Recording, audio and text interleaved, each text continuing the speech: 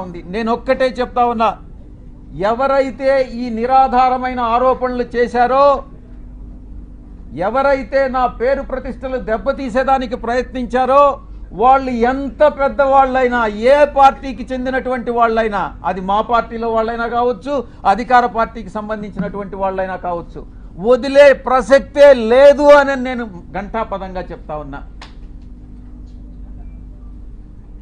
ఇక ఎవరైతే ఈరోజు ఇంకొక విషయం కూడా చెప్పాలి మీకు. ఎవరో ఒక వ్యక్తి ఇద్దరు మోటార్ సైకిల్ మీద నిన్న విజయవాడకి మా ఇంటికి వచ్చారట. ఆ ఫోటో కూడా వీడియోలో రికార్డ్ అయింది. వీడెవరో తెలుగుదేశం పార్టీకి చెందినటువంటి ఒక లేడీ, ఒక పురుషుడు.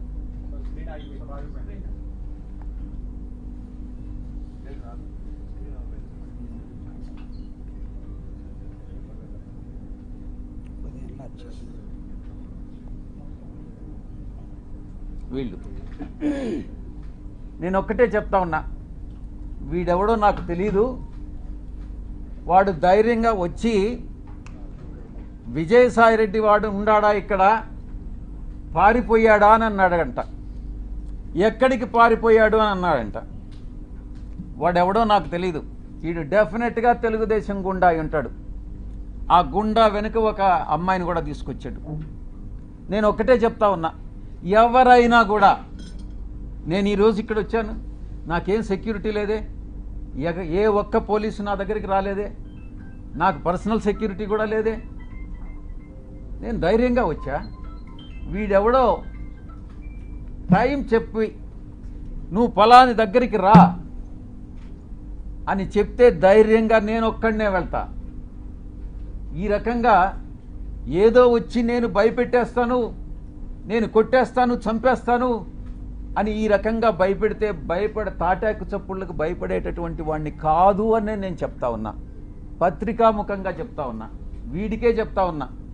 నువ్వు టైం చెప్పరా, నేను వస్తా, లేదా నువ్వు మా ఇంటికి వచ్చి వాడు విజయసాయిరెడ్డి గారు ఎక్కడ అన్నావు కదా, నువ్వే చెప్పు, మీ ఇంటి అడ్రస్ చెప్పు, నేను వస్తా, చూసుకుందామని అన్నటువంటి విషయాన్ని నేను చెప్తా ఉన్నాను. నేను దీన్ని బట్టి ఒకటే అర్థం చేసుకోవాలి, ఏ ప్రభుత్వం అధికారంలో ఉన్నా,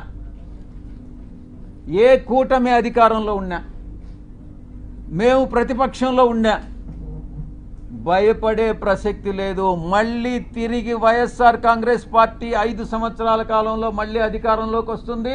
మధ్యంతర ఎన్నికలు కానీ వస్తే మళ్ళీ కూడా అధికారంలోకి వస్తుంది. ఎవరైతే తోక ఆడిస్తున్నారో ఆ తోక ఆడిచ్చే వాళ్ళందరినీ తిరిగి కత్తిరిస్తామని నేను పత్రికాముఖంగా చెప్తా ఉన్నా. ఇక